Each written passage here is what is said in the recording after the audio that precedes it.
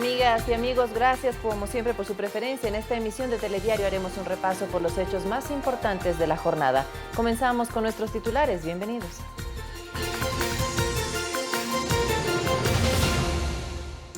Ecuador recibirá cerca de $700 millones del Banco Interamericano de Desarrollo BID para enfrentar a la pandemia.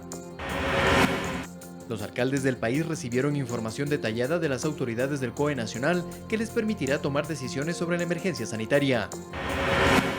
El Ministerio de Trabajo emitió una resolución que considera que el COVID-19 no es una enfermedad profesional y determinará excepciones para su aplicación en el ámbito laboral.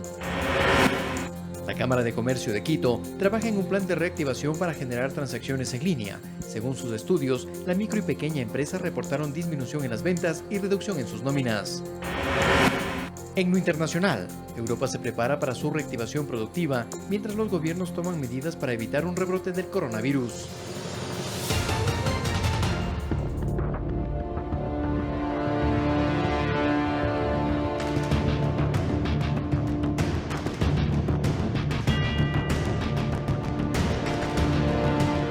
Iniciamos este espacio informativo revisando las cifras relacionadas a la situación de emergencia sanitaria por efectos del coronavirus correspondientes a este miércoles. La ministra Alexandra Ocles pidió mayor disciplina a los ecuatorianos para pasar de la etapa de aislamiento a la de distanciamiento social.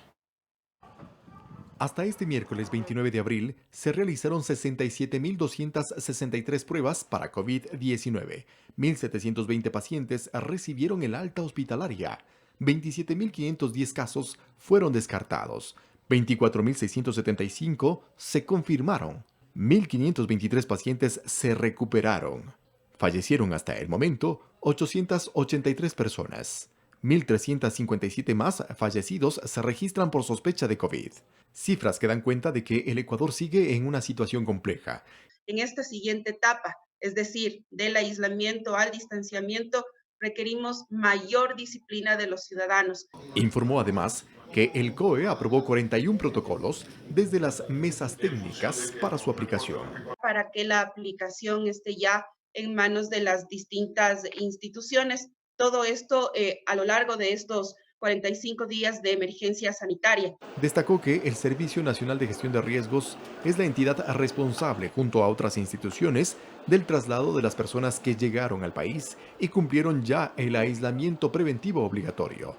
A esas personas, a muchas de ellas han necesitado ser trasladados a su provincia, así que nos hemos encargado de esa situación. Hasta el momento hemos trasladado ya a 1.559 personas. Guayas, Pichincha, Manabí y Los Ríos son las provincias que mantienen el mayor número de casos positivos confirmados. Eduardo Córdoba, Medios Públicos. Y le contamos que representantes del Ejecutivo, expertos y el directorio de la Asociación de Municipalidades del Ecuador se reunieron para entregar la información pormenorizada a nivel nacional, provincial y cantonal sobre la situación de la emergencia sanitaria. Esto para que los burgomaestres del país tomen la decisión de cambiar el color del semáforo. Las autoridades reiteraron que no se delegará o se entregará competencias que son manejadas por el gobierno central. Los alcaldes del país recibieron la data nacional, provincial, cantonal e incluso parroquial sobre los aspectos de salud, seguridad y demás detalles que giran en torno a la emergencia sanitaria por el COVID-19. No hay ninguna delegación ni entrega de competencias. Lo que sí hay es un compartir la decisión sobre en qué momento se encuentra cada circunscripción territorial, cada cantón. Los datos más importantes son los de salud y en estos datos es evidente que algunos cantones no están en condiciones de un cambio hacia amarillo, otros cantones sí. La infografía debe ser entendida como un proceso dinámico y cambiante y que se ajusta a la realidad, pero es información clave para entender la situación de cada localidad. Es obligación del gobierno dar todas las medidas que nosotros podemos como para que los alcaldes, los GATS, etcétera, tomen la mejor decisión. Y más información desagregada y análisis comparativos, como la evolución de las atenciones de emergencias a través del sistema ECU 911, la participación de la Policía Nacional con la gestión de la violencia, entre otros riesgos, y mucha más información. Comportamiento los vamos analizando por ciudades porque una ciudad es diferente el comportamiento respecto a otra. Esta transición del aislamiento al distanciamiento social no tiene que ser visto como algo peligroso en la medida en que vayamos observando un tablero de indicadores tanto de salud, que es lo principal, con rigurosidad en el tema de salud, pero también en los temas sociales y en los temas económicos. En esta rueda de prensa también se conoció el análisis de expertos de la Sala Situacional del COE desde una perspectiva y mirada externas. Ellos presentaron una herramienta para establecer la posibilidad de cambiar de color en el semáforo de emergencia, pero con el cumplimiento de ciertas condiciones. Los cantones, parroquias o barrios candidatos a cambiar de color en el semáforo de rojo a amarillo deben cumplir algunas condiciones. Primero, que ya sufrieron un brote epidémico y el brote epidémico está resuelto, que ha disminuido el número de personas que se ingresan a los hospitales con casos graves, que ha disminuido el número de fallecimientos. Y en casos de ciudades grandes como Guayaquil y Quito, es deseable que existan encuestas epidemiológicas que muestren que un número importante de la población esté inmunizada y de este modo tener una seguridad que cuando se reinicien las actividades no se produzcan rebrotes importantes que exijan nuevas cuarentenas. Información, herramientas, análisis y recomendaciones que servirán, según explicaron, para segmentar, estratificar y particularizar las medidas de control y capacidad de respuestas. Eduardo Córdoba, Medios Públicos. Las actividades comerciales y negocios solo se podrán retomar en los cantones que resuelvan pasar a color amarillo o verde, en donde se ampliará el horario del toque de queda. Si nuestra ciudad permanece en color rojo, no existen mayores cambios. Las actividades comerciales solo serán permitidas a través de pedidos en línea o vía telefónica. Por ello, además, se ampliarán los horarios para la entrega de comida a domicilio, los cuales podrán realizarse hasta las 22 horas. El horario del toque de queda se mantiene desde las 14 horas hasta las 5 de la mañana del siguiente día. Al pasar a color amarillo, en ese cantón se permitirá actividades comerciales en locales, pero solo con un aforo máximo del 30% de su capacidad. El horario del toque de queda se reduce desde las 18 horas hasta las 5 de la mañana del siguiente día. Mientras tanto, aquellas jurisdicciones que resuelvan pasar a color verde en materia comercial podrán abrir los negocios no esenciales con el 50% de su capacidad. El toque de queda también será menor, iniciará a las 21 horas y terminará a las 5 de la mañana del siguiente día. Alex Llanos, Medios Públicos. Y el ministro de Finanzas, Richard Martínez, informó a través de su cuenta de Twitter que el Ecuador recibirá del Banco Interamericano de Desarrollo $700 millones para atender la emergencia sanitaria, social y económica derivada de la pandemia del coronavirus. El secretario de Estado destacó que en medio de la dura coyuntura el respaldo internacional es una buena noticia. El documento que envió el Banco Interamericano de Desarrollo al ministro Richard Martínez está suscrito por el representante de este organismo internacional, Fernando Quevedo. Y le contamos que la noche de este martes llegaron a Quito 50.000 pruebas PCR procedentes de Corea del Sur que servirán para la detección del COVID-19. El Ministerio de Salud destacó la confiabilidad en la aplicación de estos exámenes. Con el arribo al aeropuerto Mariscal Sucre de Quito de este avión carguero, se completó un primer lote de pruebas PCR para detección precisa de COVID-19 en los habitantes del Distrito Metropolitano de Quito. La noche de este martes se desembarcaron 50.000 pruebas procedentes de Corea del Sur y que complementan las otras 50.000 que llegaron la semana anterior. El secretario de Salud del municipio de Quito, Lenín Mantilla, destacó que las primeras pruebas se les aplicará a personal municipal que está en el espacio público colaborando en el control de la pandemia. Este grupo de personas obviamente serán Maceo, será Agua Potable, será la Agencia Metropolitana de Tránsito. Es importante que se sepa que todo este grupo humano que estuvo permanentemente apoyando en el control de las medidas en la calle serán a los cuales el municipio va a ejecutar estas primeras pruebas. El Cabildo Capitalino gestiona otras 100.000 pruebas que se pondrán a disposición de la ciudadanía. Sin embargo, la Autoridad de Salud de Quito recuerda la corresponsabilidad de los ciudadanos en cuidarse. Tenemos un triángulo que salva vidas. Es el uso correcto de la mascarilla, es el distanciamiento personal a 2 metros y medidas de higiene como un correcto lavado de manos. Es fundamental, quiteños, prepararnos. el Ministerio de Salud destacó la eficacia de las pruebas PCR. A decir del viceministro de esta cartera de salud, Javier Solórzano, estas pruebas son más confiables que las llamadas pruebas rápidas. Lo que hacen es en tiempo real una secuencia de reacciones químicas que identifican el material genético del virus. La prueba PCR sirve para identificar casos positivos a través de la presencia del ácido nucleico del COVID-19 dentro de los primeros 14 días de la infección. Javier Ceballos, Medios Públicos.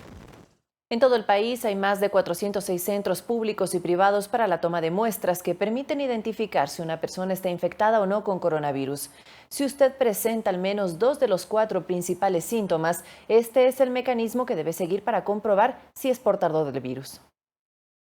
Según la condición de la persona, los síntomas más frecuentes del COVID-19 son tos seca, fiebre sobre los 38 grados, dificultad para respirar y falta de los sentidos, tanto del gusto como del olfato. Los protocolos establecidos señalan que si una persona presenta al menos 2 de los 4 síntomas antes citados, tiene 2 vías para que se le pueda aplicar la prueba de verificación del coronavirus. La primera, reportar al número 171 la sintomatología. Un operador, de ser el caso, lo derivará a un médico, quien previa coordinación con los distritos de salud pedirá la aplicación de la prueba de acuerdo a la georreferenciación para una posterior atención médica. La segunda, acudir directamente al centro de salud más cercano. Si el personal médico considera que existe un potencial caso de contagio, le tomará la prueba PCR. Las pruebas rápidas, a diferencia de las llamadas PCR, buscan anticuerpos que se detectan a partir de que el organismo empieza a generar inmunidad para el COVID-19, lo cual puede darse a partir de 7 a 20 días de inicio de los síntomas. Las pruebas rápidas brindan resultados entre 15 a 20 minutos. La prueba PCR se aplica dentro de los primeros 14 días de la infección. Javier Ceballos, Medios Públicos. El Hospital Naval de Guayaquil es una de las casas de salud centinelas que presta atención a pacientes con COVID-19. Varios pacientes se recuperaron satisfactoriamente y recibieron el alta médica en este centro hospitalario. Después de atender varios casos con COVID-19, el Hospital Naval de Guayaquil ha reducido satisfactoriamente el ingreso diario de pacientes. Hoy son más los que salen recuperados que los que entran enfermos. Sigue siendo, de hecho, con la buena noticia de que han pasado de tener 65 pacientes hospitalizados a 25, de que en la emergencia llegaron en algún momento a ingresar más de 50 personas diarias y hoy son alrededor de 5, que a pesar de las dificultades han sabido frentear la situación y salvar vidas. El nosocomio cuenta con nuevos quirófanos y durante su recorrido, el vicepresidente de la República, Otto Sonnenholzner, ratificó su compromiso de ampliar su capacidad con nuevas áreas de hospitalización, rehabilitación de cisternas y sistemas hidráulicos. El hospital sufrió después del terremoto del 2016. Estamos revisando la posibilidad de ampliar progresivamente pisos para hospitalización y poder retomar la normalidad en la atención de salud aquí. Se decretó el estado de excepción. Este hospital fue declarado como hospital para atención COVID y desde ese momento nosotros hemos atendido hasta la presente fecha 4.200 pacientes, de los cuales aproximadamente han sido hospitalizados 285. Hemos atendido 285 en lo que va a los 40 días. De los cuales 189 han sido dados de alta. El segundo mandatario verificó que médicos y enfermeras estén dotados de los insumos de bioseguridad. La casa asistencial cuenta con 45 camas y 350 servidores de la salud y atiende a personal militar y civil. Ayudar con todas nuestras capacidades a toda la sociedad que lamentablemente adquirió el COVID.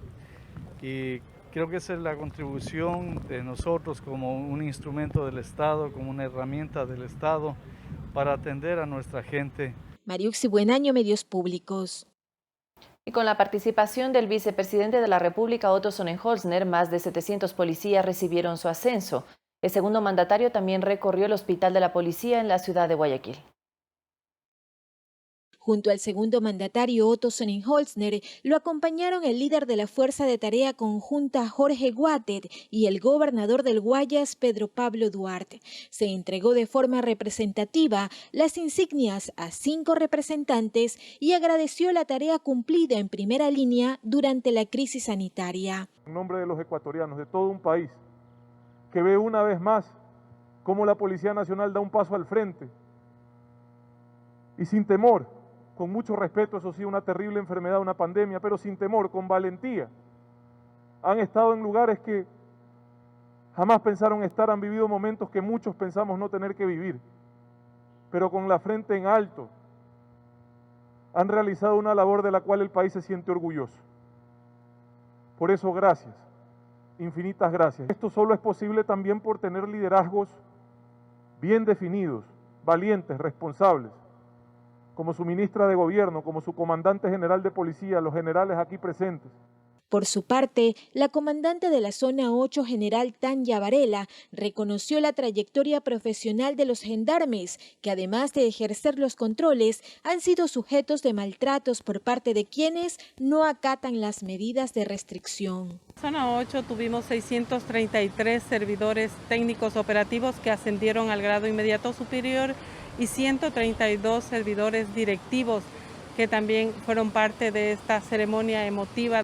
La actividad se realizó con los respectivos protocolos de bioseguridad y distanciamiento. El segundo mandatario también se reunió por videoconferencia con los comandantes de varias ciudades para reiterar el apoyo a su gestión. En materia de salud, las autoridades recorrieron las instalaciones, bodega y farmacia del Hospital de la Policía Guayaquil número 2 para verificar el abastecimiento de implementos de bioseguridad. Un hospital que llegó a atender a más de 300 emergencias diarias, hoy no más de 5, que llegó a estar lleno en su capacidad de 60 camas, hoy está disponible más de la mitad, UCI, etcétera, camas de hospitalización, y que cuenta con los implementos necesarios por lo menos para el próximo mes en cuanto a equipos de protección. Hemos cumplido con todas las normas de bioseguridad para todo nuestro personal. En emergencia se atendieron desde el 16 de marzo hasta el 22 de abril aproximadamente más de 6.000 pacientes de atenciones de consulta de emergencia. Ingresaron más de 700 pacientes, hemos recuperado más de 220.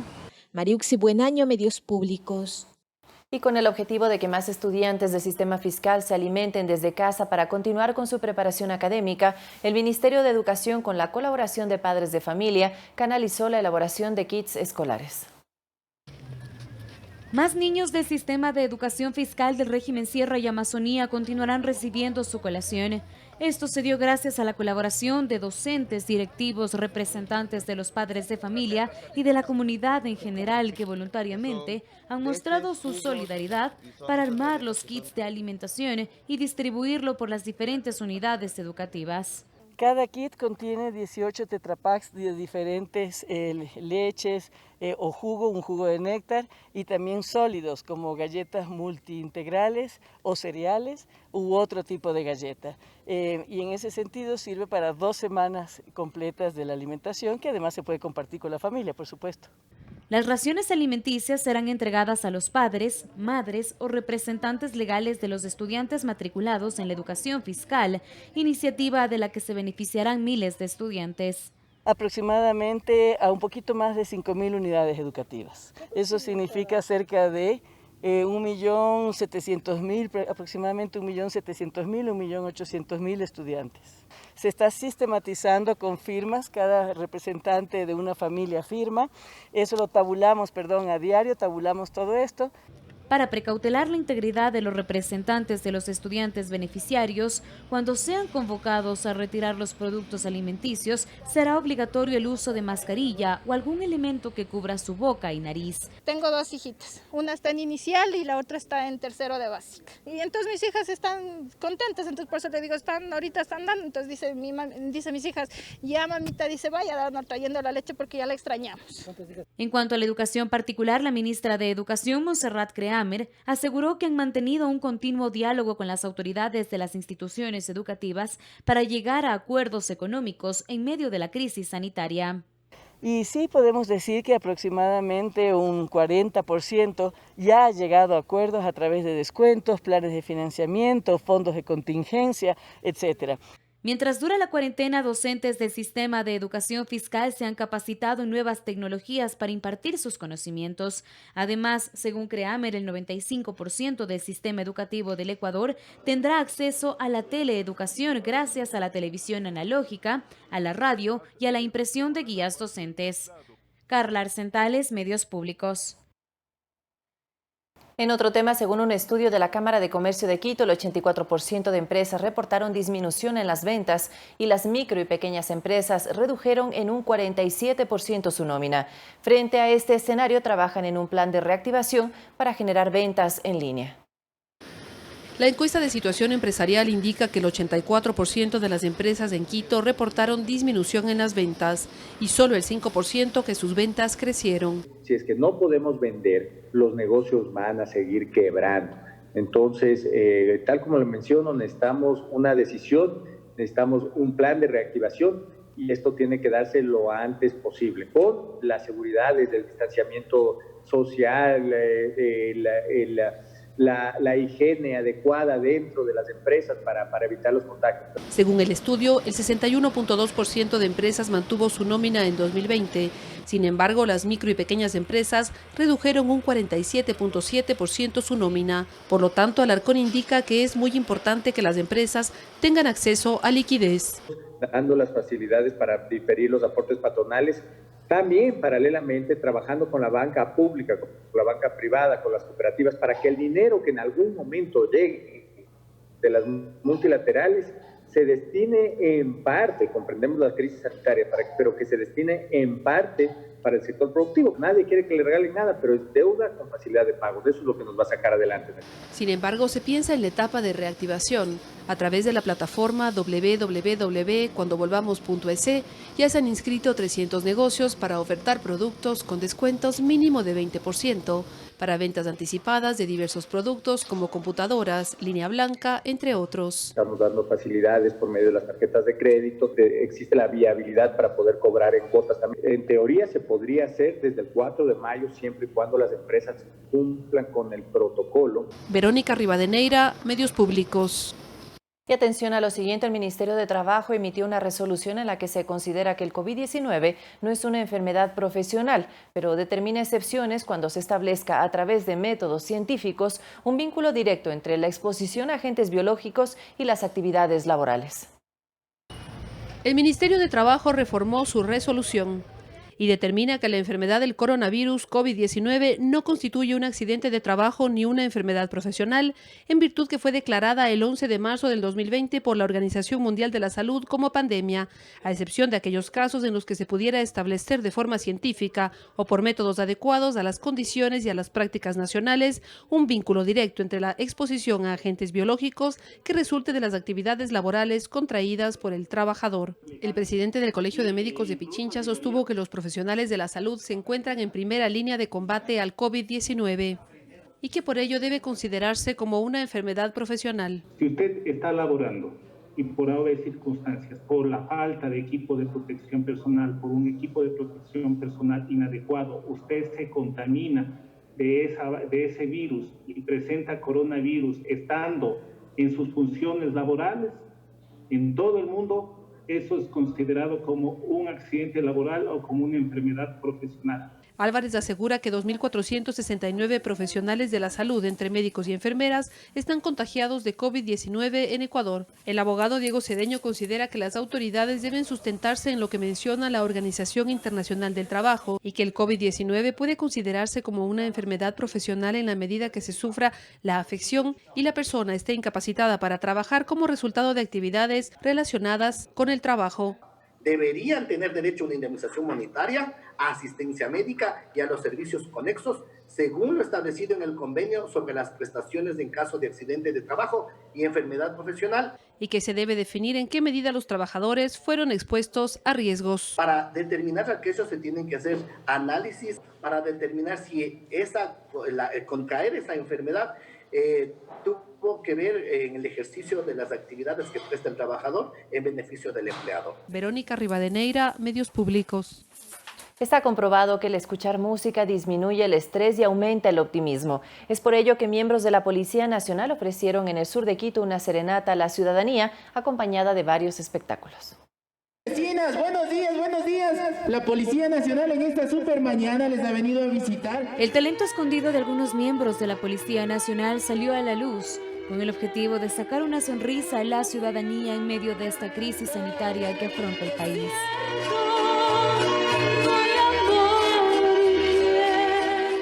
Con música, aplausos y hasta con un show de canes, felicitaron a los héroes que permanecen en casa y necesitan un momento de distracción en medio de la cuarentena. El hecho de quedarse en casa es una responsabilidad que necesitamos cada uno de nosotros adoptar.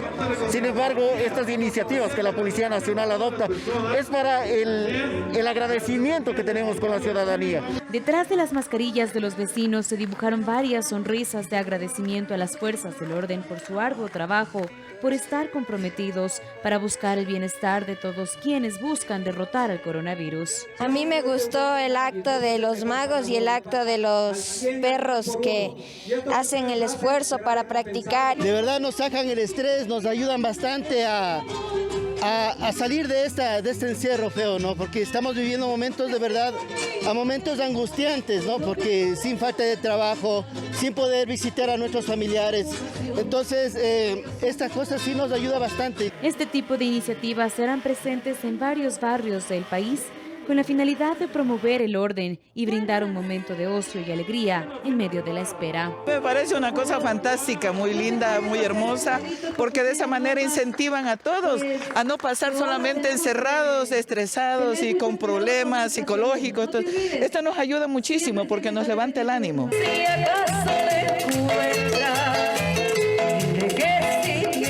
Carla Arcentales, Medios Públicos. Desde el 4 de mayo, las 24 provincias del Ecuador pasamos de la fase de aislamiento al distanciamiento social. Atento Ecuador, esto no quiere decir que la emergencia sanitaria ha terminado. Por el contrario, asumimos un compromiso mucho más alto en la lucha contra el coronavirus.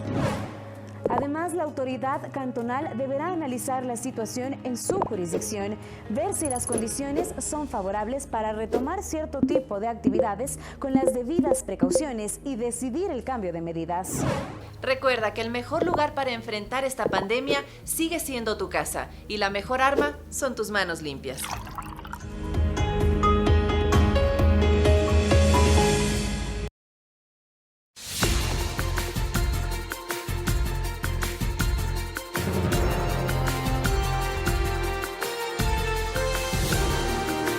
Gracias por seguir en nuestra sintonía. Un experto urbanista indica algunas de las características que deben tener las ciudades después del COVID-19, como veredas anchas, barrios multiplataformas, movilidad en bicicleta, entre otras.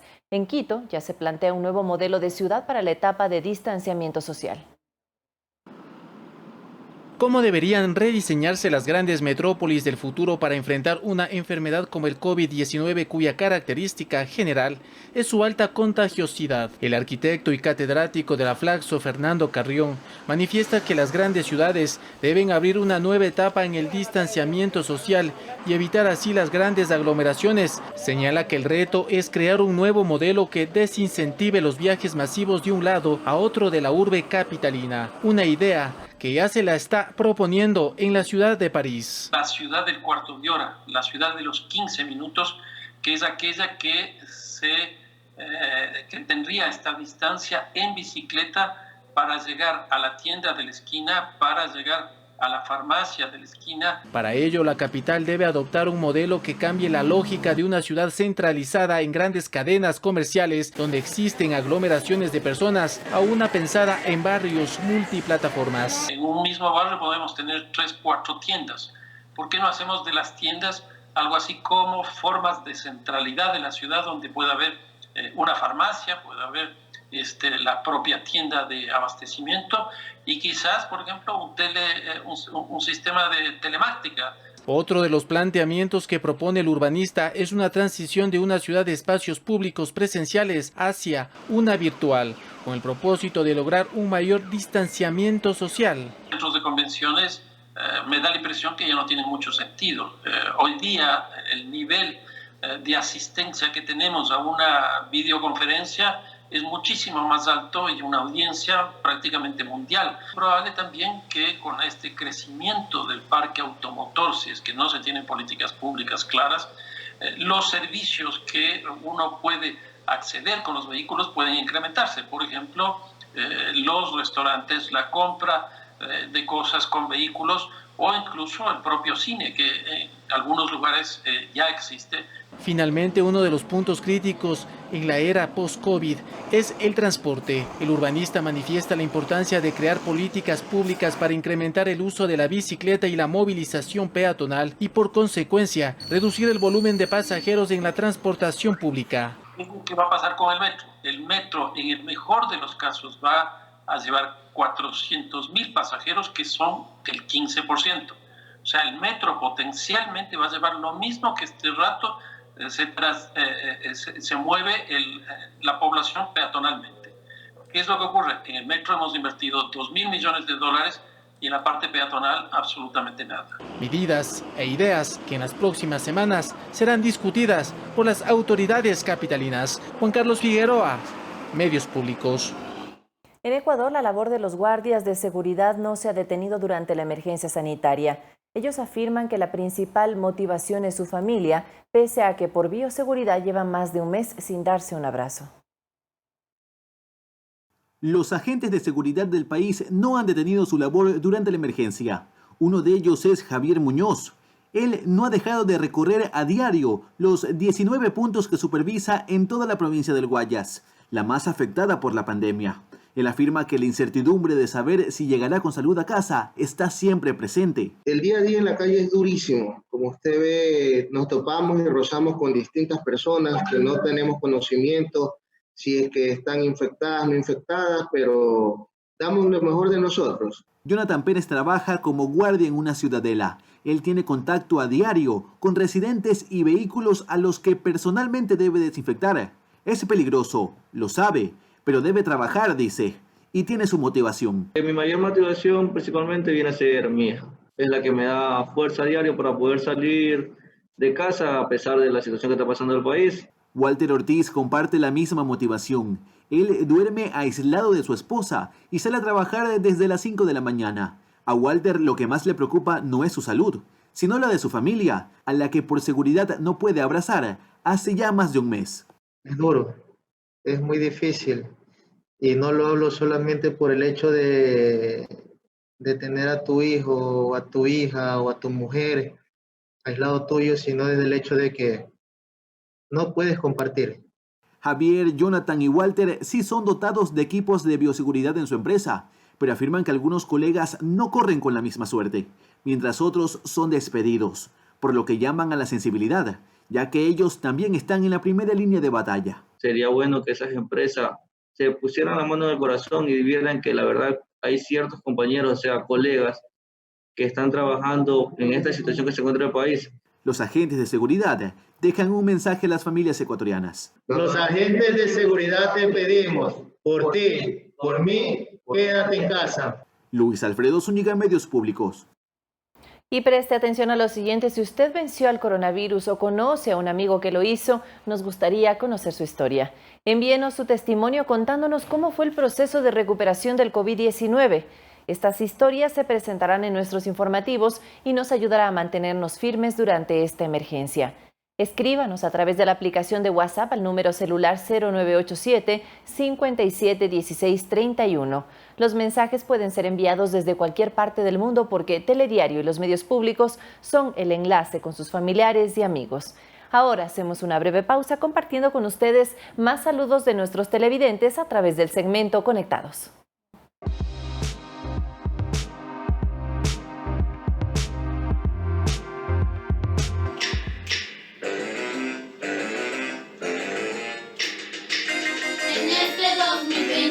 Nos coge una pandemia tan fuerte que unidos nos debemos cuidar.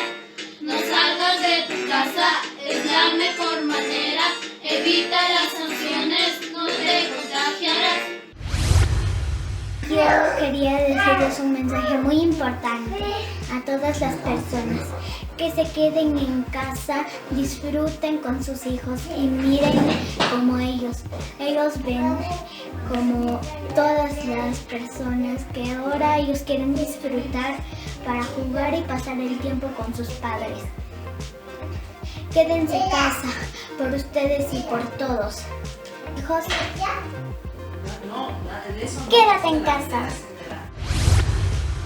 Amigos, cuídate la colavillo, quédate en casa. Ama la vida y serás feliz. Vive cada momento como si fuera el último. Ese es el secreto para resistir esta cuarentena. Con fe, perseverancia y mucha paciencia, vamos a poder salir del confinamiento. Quédate en casa. Tu gran oportunidad puede ser justo donde te encuentras ahora. Por eso, cuida de tu familia, cuida de ti, cuida de los demás. Quédate en casa.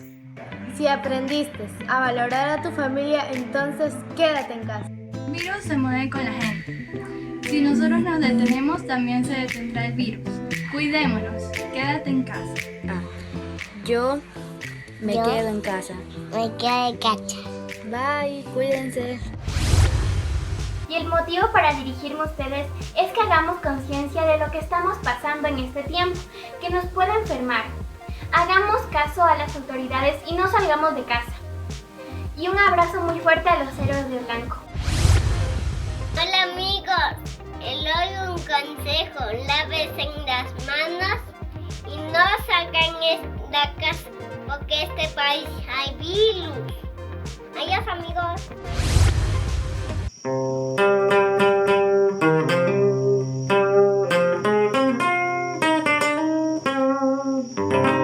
Triunfamos.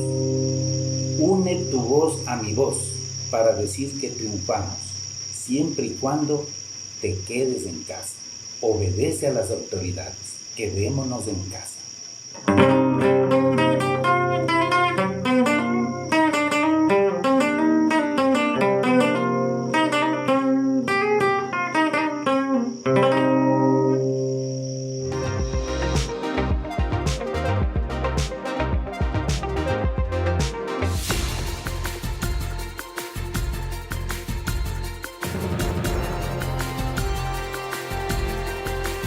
Continuamos en Esmeralda. Se intensifican los operativos de control para verificar el horario de funcionamiento de locales y el respeto del toque de queda. Las autoridades sancionaron a los dueños de aquellos locales que no cumplían con las disposiciones y retiraron juegos de bingo. La operación de control se desarrolló en el cantón San Lorenzo del Pailón, en donde las autoridades constataron que varias tiendas trabajaban fuera del horario del toque de queda, es decir, después de las 14 horas. Y hemos procedido a sancionar a estas tiendas que se encuentran abiertas, aplicando la ley, haciendo cumplir la ley. En los locales encontraron otro tipo de irregularidades. No contaban con las medidas mínimas de bioseguridad para evitar el contagio del COVID-19, pese a que el país atraviesa una emergencia sanitaria hace más de 40 días. Quieren vender porque no tienen sustento, que la gente les viene y les golpea, ellos abren y encontramos personas, dueños de tiendas sin las máscaras de protección, sin el gel. El recorrido evidenció que los ciudadanos permanecían fuera de sus hogares sin las medidas de distanciamiento, jugando bingo. Un problema que, según la policía, es recurrente en varios sectores del cantón. Había bastante aglomeración. La gente no entiende lo que es esta pandemia. La gente está a libre albedrío. Hemos procedido a quitar las sillas, a quitar algunas cosas y a proceder con los militares y con la fuerza policial a desalojarlos a sus casas. Lo principal de esto es el desconocimiento de la sociedad, que no sabe que tenemos un enemigo invisible que tenemos que enfrentarlo. Esto no es un juego que estamos viviendo, nosotros tenemos familia, nosotros preocupados acá en el trabajo, entonces tenemos muchas motivaciones para que seguir en la lucha por por evitar este virus.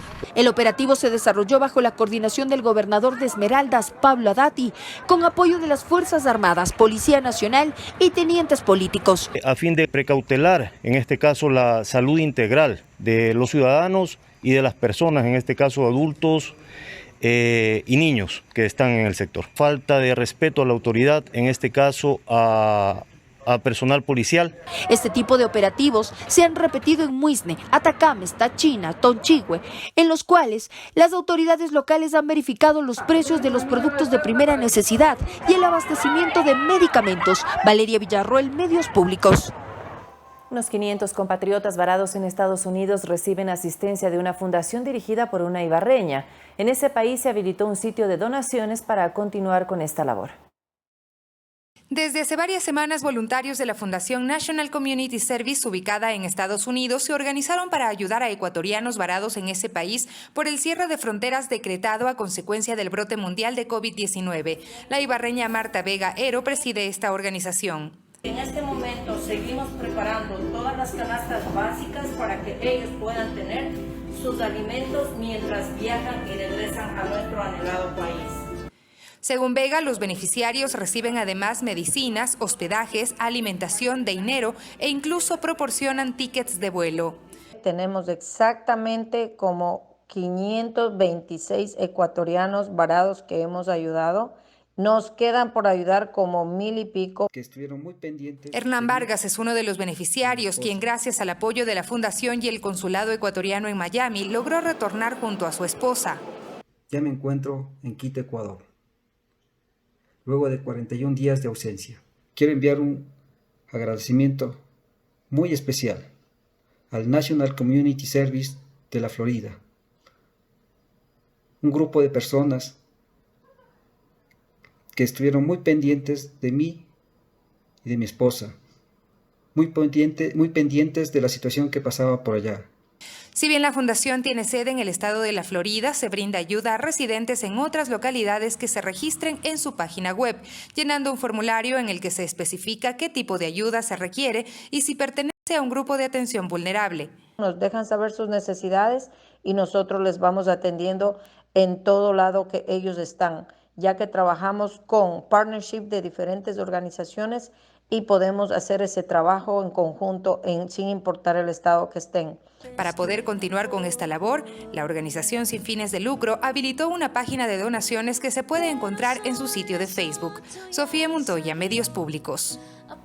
Desde 1996, el último miércoles de abril de cada año, se conmemora el Día Internacional de Concienciación sobre el Ruido, con el objetivo de motivar a los gobiernos y a los ciudadanos a pensar sobre los efectos nocivos de este contaminante ambiental.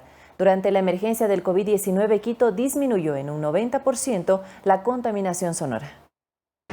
Antes de la presencia del COVID-19 en nuestro país, salir en un día normal en la ciudad de Quito significaba exponerse a niveles de ruido de hasta los 80 decibelios, es decir, similar a escuchar durante horas el ruido del motor de un vehículo. Estos niveles, que superaban los máximos permitidos por la Organización Mundial de la Salud, ahora, por las restricciones en las actividades de las personas por el aislamiento y la cuarentena, disminuyeron en un 90%. Así lo determinó un estudio realizado por la Universidad de las Américas en 55 puntos de la capital. Luis Bravo, docente de Ingeniería en Sonido de la UDLA, lo explica. Ahora, cuando vamos a medir en una calle sin paso de vehículos, podemos tener 40, como mucho 50 decibeles, cuando antes teníamos 58, 60 decibeles. En vías arteriales, en vías en las que todavía están circulando vehículos que dispongan de salvoconductos o motocicletas o otras cosas, pues se tienen actualmente 60, 62 decibeles y en un día normal de tránsito puede llegar a 75 decibeles. Para el especialista, la reducción de la contaminación auditiva generado por factores como la industria, el tráfico, el comercio o incluso los centros de diversión también alivian temporalmente los efectos ocasionados en la salud de los capitalinos derivados en molestias y el estrés. Sí, entonces ahora hay evidencia científica que relaciona mucho la exposición al ruido con enfermedades isquémicas del corazón, por ejemplo. Docentes de la Universidad Espíritu Santo reconocen afectaciones en algunas especies derivados precisamente del ruido y vibraciones. Por ejemplo, las aves en algunos casos tienen que modificar completamente la frecuencia o intensidad de sus cantos, cambiar las notas dentro de los mismos o incluso alterar su ciclo biológico para cantar en horas donde hay menos contaminación sonora. Luis Bravo señala que esta coyuntura por el coronavirus demostró que sí es posible encaminarse a ciudades que generen menos sonido y realiza algunas recomendaciones a propósito del Día Internacional de la Concienciación sobre el Ruido, que se conmemora el último miércoles del mes de abril. Esto tiene que ver mucho con educación a la gente, con hábitos al momento de conducir, no tocar la bocina, no instalar en los vehículos resonadores, aislar acústicamente los bares, las discotecas para que ese ruido no salga y moleste a los vecinos. Juan Carlos Figueroa, Medios Públicos.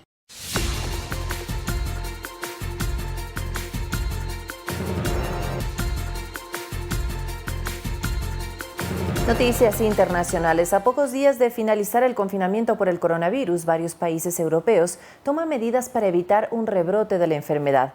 Los gobiernos no descartan esta posibilidad a pesar de que las cifras muestran un descenso en el número de contagios y fallecidos. Medidas menos rigurosas se vivirán en varios países europeos en los próximos días, y el riesgo de una segunda oleada de contagios por coronavirus es el principal temor de las autoridades y de los ciudadanos. En Italia, una de las naciones más afectadas, los últimos datos ratifican la tendencia a la baja de nuevos contagios y fallecimientos y el incremento de altas hospitalarias. Por ello, el próximo lunes está prevista la reactivación escalonada de comercios y actividades productivas, y ante un posible rebrote, las autoridades aseguran estar preparadas. Tenemos ventiladores almacenados que esperamos distribuir en función del rebrote del virus y estamos preparados para gestionar picos incluso superiores a los de la primera fase. Mientras tanto, en Francia, el porcentaje de pacientes en terapia intensiva disminuye y el alta médica incrementa. Esto da confianza al gobierno de Emmanuel Macron, que anunció el fin de parte de las medidas de confinamiento para el próximo 11 de mayo. En el caso del Reino Unido, que hasta el momento es el tercer país con mayor porcentaje de fallecidos por COVID, el gobierno prefirió mantener un poco más las restricciones. Este tema de la segunda oleada se tiene que evitar, no se trata de un riesgo teórico de algo que ataña solo al Reino Unido. Alemania ha visto un aumento de la transmisión tras relajar las restricciones la semana pasada. La canciller Merkel ha dicho públicamente y ha dejado claro que podría necesitarse un segundo confinamiento si el nivel de contagio continúa en aumento. Coralía Pérez, Medios Públicos. Y a través de una declaración conjunta, 12 países de la Unión Europea piden suspender la legislación que obliga a las aerolíneas a reembolsar los billetes de avión cancelados a causa del coronavirus. La iniciativa liderada por Francia y los Países Bajos propone que las compañías aéreas puedan sustituir el dinero en efectivo por cupones que podrán ser utilizados en el futuro. La legislación europea estipula que las compañías aéreas tienen la obligación de devolver el dinero en efectivo en caso de cancelación. Por ello, el objetivo es introducir una enmienda temporal para aliviar los problemas de liquidez que sufren las aerolíneas. Y le contamos que Estados Unidos se convirtió en el primer país en superar el 1 millón de casos de coronavirus, lo que representa casi un tercio del total de casos en el mundo. El presidente Donald Trump responde ante las cifras y aseguró que los resultados solo reflejan que sí se realiza de manera adecuada las pruebas. Hay que entender que hacemos más test que nadie. Podríamos ir a algunos de esos países como China, donde si se hacen pruebas se van a encontrar muchos más casos. También aseguró que emitirá una orden para quienes arriben a Estados Unidos sean sometidos a pruebas de coronavirus, poniendo mayor énfasis en Brasil. Esta resolución se discutirá con los gobernadores, pero principalmente con el de Florida, donde ya se reabrió la economía, pues es el principal destino para los vuelos de América Latina. Veremos, pero probablemente lo hagamos. Brasil tiene un brote, como saben, y también fueron en sentido diferente a otros países de Sudamérica. Si ven en la tabla, verán lo que desafortunadamente le pasará a Brasil. Estamos vigilándolo muy de cerca y estamos en coordinación con otros gobernadores, pero en particular con ron. No solo el anuncio de que se podría utilizar desinfectante para combatir el coronavirus desató la polémica, poniendo los ojos en la Casa Blanca. La visita del vicepresidente Pence a una clínica sin utilizar mascarilla llena de cuestionamiento a la población. La justificación del segundo mandatario al desobedecer las reglas de la Casa de Salud es que de manera frecuente se realiza pruebas de coronavirus y han resultado negativas. En tanto, en Nueva York, estado más afectado por la pandemia, desde la alcaldía se trabajará para combatir los efectos psicológicos que ha dejado el coronavirus en el personal de la salud. Y necesitamos ayudar a todos los héroes que nos ayudan. A nuestros héroes les vamos a dar el apoyo que necesitan para llevar este cargo, para que vuelvan más fuertes que nunca. El Ejército y la Marina rindieron homenaje a los trabajadores del área médica y trabajadores esenciales que se exponen diariamente haciendo frente al coronavirus. El paso de las aeronaves recorrió los 5 distritos metropolitanos de Nueva York, brindando al público un espectáculo en el aire que dejaba como huellas marcas de líneas blancas llenas de esperanza. Guadalupe Ayoví, Medios Públicos. Aquí finalizamos esta emisión de Telediario. Gracias como siempre por su preferencia. Le invitamos a seguir en la sintonía de los medios públicos.